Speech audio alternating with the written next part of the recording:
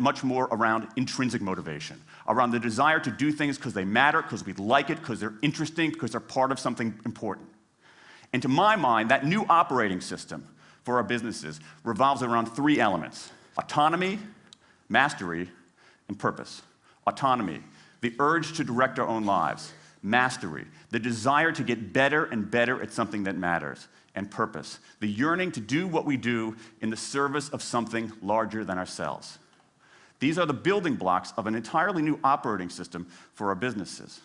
I want to talk today only about autonomy. In the 20th century, we came up with this idea of management. Management did not emanate from nature. Okay? Management isn't, it's not a tree, it's a television set. Okay? Somebody invented it. And it doesn't mean it's going to work forever. Management is great. Traditional notions of management are great if you want compliance. But if you want engagement, self-direction works better. Let me give you some examples of some kind of radical notions of self-direction. And what this means, you don't see a lot of it, but you see the first stirrings of something really interesting going on. Because what it means is, it means paying people adequately and fairly, absolutely. Getting the issue of money off the table, and then giving people lots of autonomy. Let me give you some examples. How many of you have heard of the company Atlassian?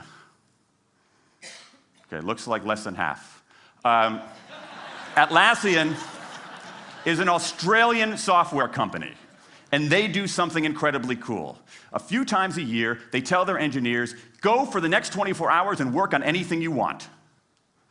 As long as it's not part of your regular job, work on anything you want. So the engineers use this time to come up with a cool patch of code, to come up with an elegant hack. Then they present all of these stuff that they've developed to their teammates, to the rest of the company, in this wild and woolly all-hands meeting at the end of the day. And then, being Australians, everybody has a beer. They call them FedEx days. Why? Because you have to deliver something overnight. It's not bad. It's a huge trademark violation, but it's pretty clever. That one day of intense autonomy has produced a whole array of software fixes that might never have existed. And it's worked so well that Atlassian has taken it to the next level with 20% time, done famously at Google, where engineers can spend 20% of their time working on anything they want. They have autonomy over their time, their task, their team, their technique. Okay? Radical amounts of autonomy. And at Google, as many of you know, about half of the new products in a typical year are birthed during that 20% time. Things like Gmail, Orchid, Google News. Let me give you an even more radical example of it. Something called the results-only work environment, the ROW, created by two American consultants in place at about a dozen companies around North America. In a ROW, people don't have schedules. They show up when they want. They don't have to be in the office at a certain time or any time. They just have to get their work done. How they do it, when they do it, where they do it, is totally up to them. Meetings in these kinds of environments are optional. What happens? Almost across the board. Productivity goes up, worker engagement goes up, worker satisfaction goes up, turnover goes down. Autonomy, mastery, and purpose. These are the building blocks of a new way of doing things. Now, some of you might look at this and say, that sounds nice, but it's utopian. And I say, nope. I have proof. In the mid-1990s, Microsoft started an encyclopedia called Encarta. They had deployed all the right incentives.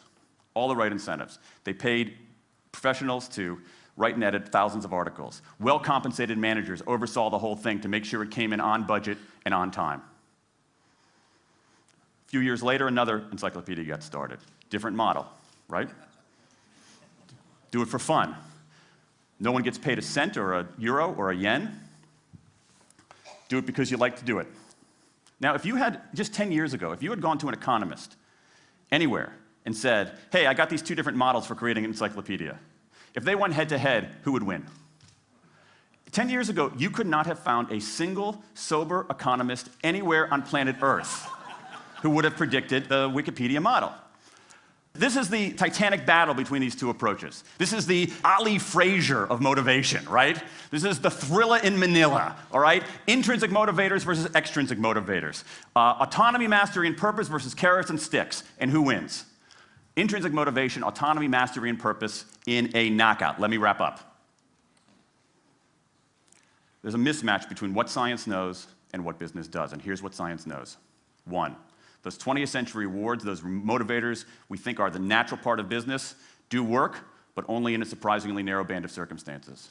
Two, those if-then rewards often destroy creativity. Three, the secret to high performance isn't rewards and punishments, but that unseen intrinsic drive, the drive to do things for their own sake, the drive to do things because they matter. And here's the best part. Here's the best part. We already know this. The science confirms what we know in our hearts.